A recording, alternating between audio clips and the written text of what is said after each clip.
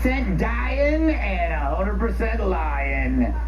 But Biden doesn't refute. Pelosi gave him the boot. Video of the day comes to us from Joe's CBS interview where he fingers Nancy Pelosi. What happened was a number of my Democratic colleagues in the House and Senate thought that I was going to hurt them in the races. And I was concerned if I stayed in the race, that would be the topic. You'd be interviewing me about why did Nancy Pelosi say, why did so.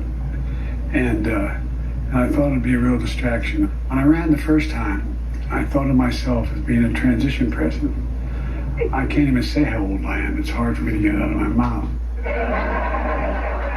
Is Joe even alive?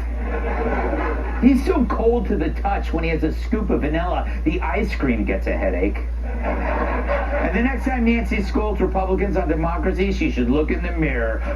Although I'm not sure she has that kind of reflection. But Joe also told a nasty lie about Trump and the KKK.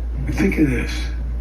Every other time the Ku Klux Klan's been involved, they wore hoods so they're not identified. Under his presidency, they came out of those woods with no hoods, knowing they had an ally. That's how I read it. They knew they had an ally in the White House. And he stepped up for them. Please take me out of my misery. So much for non-divisive rhetoric. Joe, of all people, should recall the Klan was formed by Southern Democrats in 1865. He was a newly elected senator at the time. But now that he's got no reason to live, screw unity. And to those who've expressed skepticism about how much Biden will be on the trail or about the rest of his term, what does he say to them? To those who have expressed skepticism about how much you'll be on the trail or about the rest of your term, raise questions about your health, what do you say to them?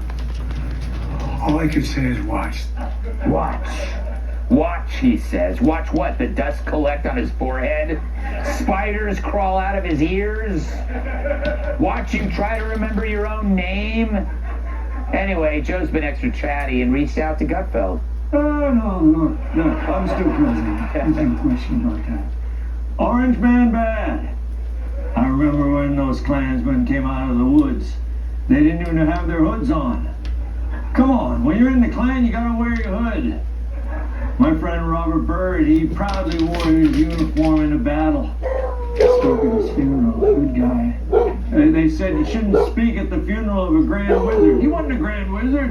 He was an exalted cyclops in the Klan. You gotta know the difference. It's stolen valor. That's why I've decided to run for president, because the Klan isn't wearing their uniform anymore. So you gotta get out there and vote. January 6th. October 7th. Obama, Harris, Biden. I'm in there somewhere.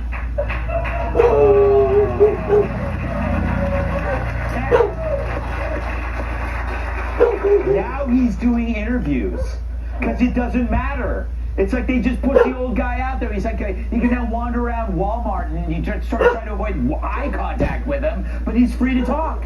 He's also got all the time in the world now. Yeah. I mean, if he doesn't have to, he's not campaigning. He was speaking openly. I think we need to see more of it. I would like to see more of it just for fun. Like, the Kardashians isn't interesting anymore. Like, let's get those camera guys over there, you know? Yeah, it could be the last months of Joe Biden. I mean, the feud between, like, him and Pelosi in itself is so interesting. She said the most savage thing that anyone can ever say about anyone, which is, he knows that I love him very much. Yes. That is so manipulative and savage. I love how other politicians pretend like they be your buddy that you want to get a beer with. I would not drink a beer that Nancy Pelosi handed to me, and I respect that about her. Like, every time someone said to me, like, Kat, you know that I love you very much, it's because I wised up to notice that the person did not love me and probably never did. Mm-hmm. And I happen to notice that, but then they get you in the fields and they manipulate you enough to be like, oh, well, maybe today. She's real sick. It's kind of fun to watch. I'd like to watch the two of them have a therapy session together.